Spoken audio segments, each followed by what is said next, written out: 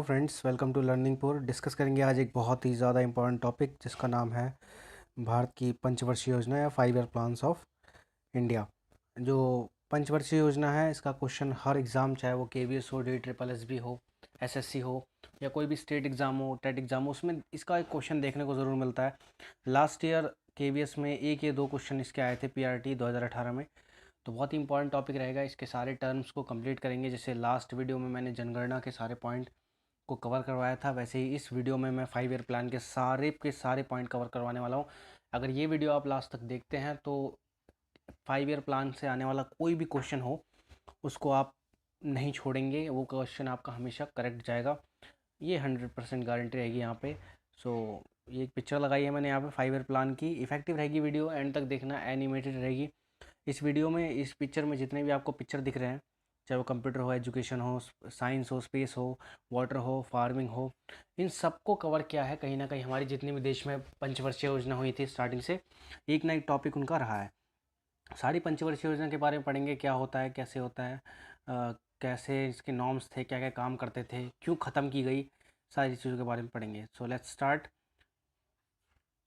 तो योजना आयोग या भारतीय योजना आयोग होता क्या है, इसके बारे में थोड़ा पढ़ते हैं। योजना आयोग संविधान द्वारा स्थापित बाकी आयोगों की तरह नहीं है। योजना आयोग की स्थापना 15 मार्च 1950 में भारत सरकार द्वारा एक सीधे साधे प्रस्ताव के जरिए की गई। ये ऐसा आयोग है जो संविधान में मौजूद अन्य आयोगों की तरह नहीं है। ये एक सीधा साधा आयोग था जिसकी स्थापना भारत के अच्छे विकास के लिए की गई थी, ताकि भारत का विकास बहुत अच्छा हो। डेट थी इसकी 15 मार्च 1950। याद रखिएगा, ये डेट इंपॉर्टेंट है, पूछ सकता है। योजना आयोग एक सलाहकारी आयोग है। संविधान में इसका कहीं भी जिक्र नहीं है। ऐसा आयोग है जिसका संविधान में कहीं भी जिक्र नहीं मिलता है। और योजना आयोग का अध्यक्ष प्रधानमंत्री होता है। भारत की जो प्रथम पंचवर्षीय योजना थी उसके आयोग पंडित जवाहरलाल नेहरू थे। ऐसे ही नीति आयोग, जो 12वीं पंचवर्षीय योजना को ख़त्म करके बनाया गया, उसके भी अध्यक्ष प्रधानमंत्री ही होते हैं, क्योंकि अब नीति आयोग आ चुका है। एनडीसी, योजना आयोग की बात करें और एनडीसी की बात ना हो, ऐसा हो ही नहीं सकता। राष्ट्रीय विकास परिषद, ये एक ऐसा परिषद था जिसका काम ही था योजना आयोग अपना काम ढंग से कर रही है या नहीं कर रही है इसकी देखरेख करना। बिकॉज अगर आप विकास का कोई काम कर रहे हैं तो ये देखना ज़रूरी हो जाता है कि वो काम अच्छा हो रहा है या नहीं। तो उसके लिए एक परिषद बनाया गया था, एनडीसी यानी राष्ट्रीय विकास परिषद। ये एक ऐसा परिषद था जिसने सारे कामों की जाँच की कि योजना आयोग अच्छे से काम कर रहा है नहीं कर रहा। इसकी स्थापना हुई थी 6 अगस्त 1952 में, यानी 1952 में, यानी योजना आयोग की स्थापना के 2 साल बाद। इसके उद्देश्य होते हैं योजना के आखिरी रूप की जांच करना, यानी योजना ढंग से बनी है नहीं बनी इसकी जांच करना, योजना का कार्य ठीक से हुआ या नहीं हुआ इसकी जांच करना। इसे सुपर कैबिनेट भी कहते हैं। अगर क्वेश्चन पूछ ले सुपर कैबिनेट किसे कहते हैं, तो एनडीसी को ही सुपर कैबिनेट कहते हैं। इस परिषद का भी संविधान में कहीं जिक्र नहीं है। जैसे योजना आयोग का जिक्र नहीं है, वैसे इसका जिक्र नहीं है। अब इसके बाद हम सारी पंचवर्षीय योजना पे डिस्कस करेंगे, तो फोकस करना अब। प्रथम पंचवर्षीय योजना 1951 से 1956, ये इसका कार्यकाल था पहली पंचवर्षीय योजना का। प्रथम पंचवर्षीय योजना हेराल्ड डोमर मॉडल पर आधारित थी। इसके अध्यक्ष पंडित जवाहरलाल नेहरू थे। मॉडल का नाम पूछ सकता है कि भाई किस मॉडल पर आधारित थी, तो प्रथम पंचवर्षीय योजना हेराल्ड डोमर मॉडल पर आधारित थी। इसके अध्यक्ष पंडित जवाहरलाल नेहरू जी थे। इस पंचवर्षीय योजना में कृषि विकास, एग्रीकल्चर डेवलपमेंट को प्राथमिकता दी गई, यानी प्रायोरिटी थी कि हमारा कृषि विकास बहुत ज़्यादा हो जाए, क्योंकि आज़ादी मिली थी नई नई, तो सोचा था कि कृषि से विकास करके देश को आगे बढ़ाया जाएगा। ये देखिए, कृषि की पिक्चर इसीलिए लगाइए ताकि आपको ये लंबे समय तक याद रहे। प्रमुख कार्य इसमें क्या किए गए, ये इस पॉइंट को रीड कर रहा हूँ, ध्यान से देखना। ये पूछ सकता है कि किस पंचवर्षीय योजना में ये कार्य किए गए। तो भाखड़ा नांगल, हीराकुंड और मैट्टूर बांध की प्रमुख बांध परियोजना इस योजना अवधि के दौरान शुरू की गई। जो बांध परियोजनाएं थी वो सारी इसमें शुरू की गई। इस परियोजना की एक खास बात यह है कि जब ये ख़त्म हो रही थी तो उस समय भारत में 5 आईआईटी की शुरुआत की गई। आईआईटीज़ की शुरुआत की गई, यानी जो प्रौद्योगिकी संस्थान होते हैं उनकी शुरुआत की गई थी 1956 में। इस योजना का लक्ष्य रखा 2.1% और इसकी प्राप्ति हुई 3.6%। मेरे नज़रिए से ये योजना सफल रही। चलते हैं नेक्स्ट। दूसरी पंचवर्षीय योजना 1956 से 61, 5-5 साल का वही सीरीज चल रही है। दूसरी पंचवर्षीय योजना 1956 से 61 में रही। ये पंचवर्षीय योजना पीसी महालनोबिस मॉडल पर आधारित थी। ये क्वेश्चन पूछा जा सकता है क्योंकि पीसी महालनोबिस मॉडल जो था वो औद्योगिक विकास का मॉडल था। प्राथमिकता इसमें मिली औद्योगिक विकास यानी इंडस्ट्रियल डेवलपमेंट को। देखो इंडस्ट्री का चित्र लगाया है इसमें, जो भी है ना इस्पात संयंत्र, उनकी स्थापना हो गई थी। प्रमुख कार्य क्या क्या हुए इसमें, राउरकेला, भिलाई, दुर्गापुर इस्पात संयंत्र की स्थापना की गई। ये सारे जो इस्पात संयंत्र थे इनकी स्थापना कर दी गई और भारतीय सहायता क्लब की भी स्थापना दूसरी पंचवर्षीय योजना के दौरान की गई। यह योजना भौतिकवादी पंचवर्षीय योजना के नाम से भी जानी जाती है। इसको भौतिकवादी पंचवर्षीय योजना भी कहते हैं। इसमें विकास का लक्ष्य रखा गया 4.5% और प्राप्त हुई 4.2%। सफल होने वाली थी लेकिन इतनी खास हो नहीं पाई, थोड़ा लक्ष्य प्राप्ति रह गई। इसके बाद नेक्स्ट चलते हैं, तीसरी पंचवर्षीय योजना 1961 से 1956। प्राथमिकता इसमें दी गई आत्मनिर्भरता, कृषि विकास, औद्योगिक विकास। यानी इसमें आत्मनिर्भरता, सेल्फ डिपेंडेंट हो गया, कृषि विकास पर जोर दिया गया और औद्योगिक विकास पर भी जोर दिया गया। यह योजना जॉन सैंडी तथा सुखमय चक्रवर्ती मॉडल पर आधारित थी। इसका जो मॉडल था वो जॉन सैंडी और सुखमय चक्रवर्ती मॉडल था। प्रमुख कार्य, इसी पंचवर्षीय योजना के दौरान हरित क्रांति की शुरुआत की गई थी। राज्य बिजली बोर्ड और राज्य माध्यमिक शिक्षा बोर्ड का भी गठन इसी पंचवर्षीय योजना के दौरान किया गया। विकास का लक्ष्य रखा गया 5.6%, लेकिन प्राप्ति 2.8%। इतनी कम प्राप्ति क्यों हुई, इसके थे कुछ रीज़न। तीसरी पंचवर्षीय योजना के दौरान भारत और चीन का युद्ध हुआ था 1962 में, जिसके कारण हमारी अर्थव्यवस्था पीछे छूट गई थी। इसके बाद उसके कुछ साल बाद 65 में भारत पाक युद्ध हुआ था और फिर 66 में सूखा पड़ गया था। इसी कारण से जो तीसरी पंचवर्षीय योजना थी वो फेल रही थी। तीसरी पंचवर्षीय योजना के बाद जो 5 साल की पंचवर्षीय योजना थी उस पर थोड़ा सा विराम लगाया गया और प्लान हॉलीडे यानी योजना अवकाश को लेकर आया गया 1966 से 1969। यहाँ पे अगर योजना अवकाश की बात की जाए तो ये वो साल था जब एक एक साल की योजना बनाकर विकास के काम को धीरे धीरे करके आगे बढ़ाया गया। इस कार्यकाल में यानी 66 से 69 तक किसी भी प्रकार की कोई 5 वर्षीय योजना नहीं लाई गई। तो तीसरी पंचवर्षीय योजना के बाद इतना गैप आ गया था जिसको हम प्लान हॉलीडे या फिर योजना अवकाश कहते हैं। इस समय कोई योजना नहीं बनाई गई थी। देन इसके बाद आई चौथी पंचवर्षीय योजना 1969 से 1973 में, क्योंकि देखो प्लान हॉलीडे जो था वो 1969 तक था, तो उसके तुरंत बाद 1969 से 1973 तक यानी 5 साल के लिए दोबारा चौथी पंचवर्षीय योजना को लाया गया। प्राथमिकता इसमें कृषि और सिंचाई को महत्व दिया गया। स्थिरता के साथ आत्मनिर्भरता पर बल, सेल्फ डिपेंडेंस होने पर ज़्यादा बल दिया जा रहा था। इसके साथ इस पे भी इसमें चौथी पंचवर्षीय योजना में कृषि पर ध्यान ज़्यादा दिया गया। यह योजना का प्रारूप योजना आयोग के उपाध्यक्ष डी.आर. गाडगिल ने तैयार किया। इसकी योजना को डी.आर. गाडगिल ने तैयार किया जो योजना आयोग के उस समय के उपाध्यक्ष थे। यह योजना अशोक रुद्र और ए.एस. मन्ने मॉडल पर आधारित थी। इस मॉडल का नाम था अशोक रुद्र और ए.एस. मन्ने मॉडल। मॉडल्स जितने भी लिखवा रहा हूँ इसको नोट कर लेना क्योंकि बहुत इंपॉर्टेंट रहता है। पूछ सकता है कि चौथी पंचवर्षीय योजना में किस मॉडल पर का यूज़ किया गया था। तो प्रमुख कार्य इसमें था 14 बैंकों का राष्ट्रीयकरण किया गया। इस समय इंदिरा गांधी थी। इसरो की स्थापना की गई। इसरो की स्थापना और 14 बैंकों का राष्ट्रीयकरण ये इसी पंचवर्षीय योजना के दौरान आया था। तो क्वेश्चन पूछ सकता है कि भाई इसरो की स्थापना किस पंचवर्षीय योजना के दौरान हुई या 14 बैंकों का राष्ट्रीयकरण किस पंचवर्षीय योजना के दौरान हुआ। इसरो का पिक्चर लगाया यहाँ पे ताकि आप चौथी पंचवर्षीय योजना को याद कर सके। इस पिक्चर के दौरान विकास का लक्ष्य रखा गया 5.6%, लेकिन प्राप्ति हुई 3.3%। ये पंचवर्षीय योजना जो चौथी थी ये भी असफल रही, लेकिन यही वो पंचवर्षीय योजना थी जिसमें सबसे ज़्यादा देश की कृषि वृद्धि दर हुई थी। योजना असफल रही लेकिन कृषि वृद्धि दर इसी पंचवर्षीय योजना में सबसे ज़्यादा हुई। तो ये थी चौथी पंचवर्षीय योजना। चलिए आगे बढ़ते हैं। ये थी पाँचवीं पंचवर्षीय योजना 1974 से 1978, 4 साल ही चली। इसके भी कुछ रीज़न थे क्योंकि मोरारजी देसाई की सरकार आ चुकी थी और इंदिरा गांधी की सरकार 4 साल चली थी। प्राथमिकता दी गई गरीबी उन्मूलन पे और आत्मनिर्भरता पर बल। इस पंचवर्षीय योजना में गरीबों के गरीबी उन्मूलन यानी उनकी गरीबी मिटाने पर बल दिया गया। यह योजना डीपी घर मॉडल पर आधारित थी। इसका जो मॉडल था योजना का वो डीपी घर मॉडल था।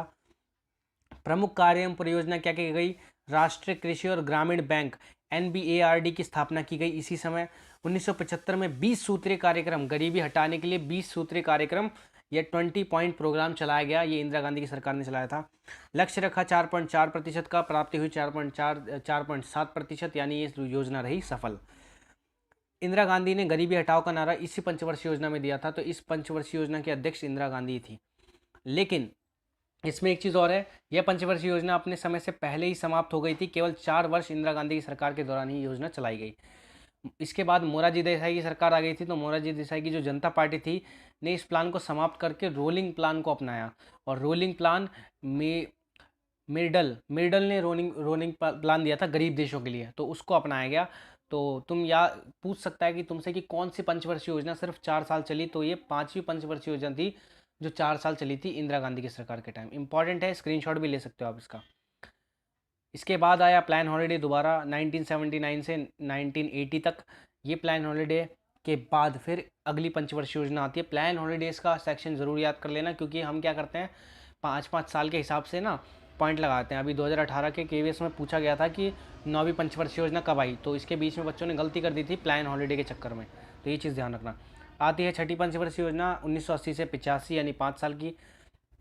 प्राथमिकता इसमें दी गई गरीबी निवारण को, आर्थिक विकास और आधुनिकरण और आत्मनिर्भरता, यानी इसमें गरीबी निवारण पर बल दिया गया। कुल मिलाकर आर्थिक विकास की बात की गई, गरीबों का गरीबी का निवारण करना चाहा, और आधुनिकरण जो अब नए लोगों के साथ जुड़ना, टेक्नोलॉजी के साथ जुड़ना, वो काम इसमें शुरू कर दिया गया।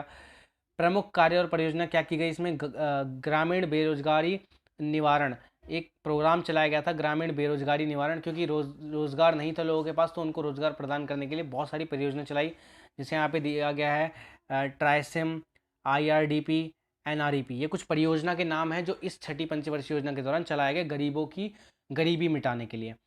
विकास दर रखा गया 5.2%, प्राप्ति हुई 5.4%, यानी ये भी पंचवर्षीय योजना सफल रही।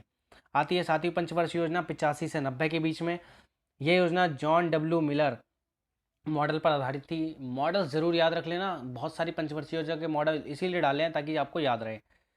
प्राथमिकता इसमें दी गई रोजगार, शिक्षा और जन स्वास्थ्य पर बल। अब कृषि और औद्योगिक विकास से हटकर सीधा रोजगार, शिक्षा और स्वास्थ्य पर बल देने की बात 7वीं पंचवर्षीय योजना में आ गई। प्रमुख कार्य किया गया, गरीबी की माप हुई। लक्कड़वाल समिति ने पहली बार गरीबी की माप की कि देश में गरीबी कितनी है, प्रति व्यक्ति आय कितनी है, ढंग से। पहले भी होती थी लेकिन इन समिति ने ढंग से करी। जवाहर रोजगार योजना की शुरुआत की गई, यानी रोजगार, गरीबों को रोजगार प्रदान करने के लिए एक जवाहर रोजगार योजना शुरू की गई। भोजन काम और उत्पादन का नारा इसी पंचवर्षीय योजना में दिया। तो एक क्वेश्चन पूछ सकता है कि किस पंचवर्षीय योजना में भोजन काम और उत्पादन का नारा दिया गया, तो 7वीं पंचवर्षीय योजना में भोजन काम और उत्पादन का नारा दिया गया। लक्ष्य रखा गया 5%, लेकिन प्राप्ति हुई 6% की, तो मेरे नज़रिए से ये पंचवर्षीय योजना सफल रही। फिर से आया एक और बार प्लान हॉलीडे जो 1990 से 1991 और फिर 1991 से 1992, यानी 1990 से 1992 तक ये पंचवर्षीय योजना का रुकावट आ गई यहाँ पे, और एक प्लान हॉलीडे आ गया। देखो अभी तक प्लान हॉलीडे 3 बार आ चुका है, तो प्लान हॉलीडे याद रखना। प्लान हॉलीडे बहुत इंपॉर्टेंट है, क्योंकि प्लान हॉलीडे अगर मिस कर देंगे तो हम लोग डेट्स को गलत लिख सकते हैं, तो ये चीज़ ज़रूर याद रखना। 8वीं पंचवर्षीय योजना इसके तुरंत बाद आई 1992 से 1997। प्राथमिकता इसमें रोजगार वृद्धि, आधुनिकरण, आत्मनिर्भरता मुख्य उद्देश्य थे। यानी देखो अब जो बाद की पंचवर्षीय योजना है ना, जो छठी पंचवर्षीय योजना से है, छठी या 5वीं पंचवर्षीय योजना से गरीबों के विकास पर बल दिया, गरीबों के रोजगार पर बल दिया, रोजगार मुख्य मुद्दा बन चुका था। प्रमुख कार्य और परियोजना क्या की गई, प्रधानमंत्री रोजगार योजना शुरू की गई। इस 8वीं परियोजना में, पंचवर्षीय योजना में प्रधानमंत्री रोजगार की योजना शुरू की गई। और इसी समय LPG आया था। LPG यानी लिबरलाइजेशन, प्राइवेटाइजेशन और ग्लोबलाइजेशन। ये एक ऐसी चीज़ थी जिससे भारत पूरे विश्व से जुड़ गया था अच्छे तरीके से। ये जो LPG है इसने पूरे वर्ल्ड को आपस में जोड़ दिया था, क्योंकि उदारीकरण आ गया था, निजीकरण आ गया था, और भूमंडलीकरण यानी वैश्वीकरण आ गया था। उदारीकरण आ गया था मतलब अब लोग खुलकर अपना ट्रेड यानी व्यापार कर सकते थे। प्राइवेटाइजेशन आ गया था व्यापार में भी, और ग्लोबलाइजेशन जो टेक्नोलॉजी का आदान प्रदान पूरे वर्ल्ड में होना शुरू हो गया था। इसमें लक्ष्य रखा गया 5.6% का, और प्राप्ति हुई 6.8% की। रीज़न यही रहा था क्योंकि LPG आ गया था, भारत अब पूरे वर्ल्ड से खुलकर जुड़ चुका था। इसके बाद आई 9वीं पंचवर्षीय योजना जो 1997 से 2002 तक चली। इसमें प्राथमिकता दी गई मानव विकास के साथ साथ न्यायपूर्ण वितरण और समानता पर बल। जो हमारे संसाधन थे, जो व्यक्तियों को संसाधन दिए जाते हैं, उसका सब में समान बंटवारा हो, इस चीज़ पर ज़्यादा बल दिया गया इस पंचवर्षीय योजना में। यह योजना अंतर्राष्ट्रीय मंदी के कारण असफल रही। अंतर्राष्ट्रीय मंदी चल रही थी, अंतर्राष्ट्रीय आर्थिक मंदी के कारण ये योजना असफल रही। इसमें लक्ष्य रखा गया 6.5% का, लेकिन प्राप्ति हुई 5.5% की। तो ये जो योजना थी वो असफल रही। इसके बाद आती है 10वीं पंचवर्षीय योजना 2002 से 2007 के बीच में। इसमें प्राथमिकता दी गई गरीबी और बेरोजगारी समाप्त करना, भाई गरीबी और बेरोजगारी समाप्त करने की प्राथमिकता तो पाँचवीं पंचवर्षीय योजना से लगातार चली आ रही है। तो ये चीज़ तो याद रखना कि गरीबी वाला मुद्दा पाँचवीं पंचवर्षीय योजना से लगातार चला आ रहा है। अगले 10 साल में प्रति व्यक्ति आय को दोगुना करना, इसका एक मुद्दा था कि हाँ आने वाले 10 सालों में जो व्यक्ति की वास्तविक आय है, जो करंट कितना कमाता है व्यक्ति, उसको डबल कर देना।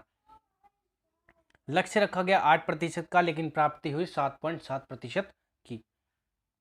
11वीं पंचवर्षीय योजना, 11वीं पंचवर्षीय योजना 2007 से 2012 के बीच में चलाई गई। प्राथमिकता दी गई तीव्रतम और समावेशी विकास की, यानी सबको एक साथ लेकर इंक्लूसिव डेवलपमेंट की बात इसमें की गई। और तीव्रतम यानी रैपिडली, तेजी से सबको साथ लेकर विकास करने के ऊपर बल दिया गया। प्रमुख कार्य और परियोजना क्या क्या चलाई गई? आम आदमी बीमा योजना चलाई गई इसमें, राजीव आवास योजना, प्रधानमंत्री आदर्श ग्राम योजना, ये 3 योजना इसी पंचवर्षीय योजना में चलाई गई थी। लक्ष्य रखा 9% का, लेकिन प्राप्ति हुई 7.9% की, यानी ये पंचवर्षीय योजना भी असफल रही। आती है 12वीं पंचवर्षीय योजना, ये लास्ट पंचवर्षीय योजना थी, इसको मोदी सरकार ने समाप्त कर दिया था 2014 में, और इसकी जगह नीति आयोग आ गया था। तो देखते हैं इसके बारे में। 2012 से 2017 तक माना जाता है, लेकिन बीच में समाप्त हो गई थी। इसमें प्राथमिकता दी गई तेजी से अधिक समावेशी और सतत विकास के उद्देश्य के साथ 8.2% की वृद्धि हासिल करना, यानी 8.2% का लक्ष्य हासिल करने की बात की गई थी इसमें। 2014 में भारतीय जनता पार्टी की सरकार आई, जिसने इस योजना आयोग को ख़त्म कर दिया। उन्होंने इस आयोग को ख़त्म कर दिया था और इसकी जगह आ गया था नीति आयोग। 1 जनवरी 2015 में नीति आयोग की स्थापना की गई, और 1 जनवरी 2015 में नीति आयोग की स्थापना की गई। देखो कार्यकाल तो इसने 2017 में पूरा कर लिया था 12वीं पंचवर्षीय योजना ने, लेकिन बीच में इसको ख़त्म कर दिया और नीति आयोग आ गया, जिसके अध्यक्ष प्रधानमंत्री होते हैं। जो अब मैं नेक्स्ट वीडियो बनाऊंगा उसमें मैं नीति आयोग के बारे में बताऊंगा, उसके बारे में पूछ सकता है एग्जामिनर। आई होप आपको ये वीडियो बिल्कुल पसंद आई होगी। बहुत इफेक्टिव वीडियो बनाई थी इसलिए, ताकि आपको जल्दी से जल्दी ये याद रहे। स्पीड इसलिए तेज़ रखी ताकि आपको सारी चीज़ें कम समय में मिल जाएँ। सारी स्लाइड को दोबारा देख लेना, आपको सारी चीज़ें समझ में आ जाएगी। कोई डाउट हो कमेंट सेक्शन में कमेंट कर देना।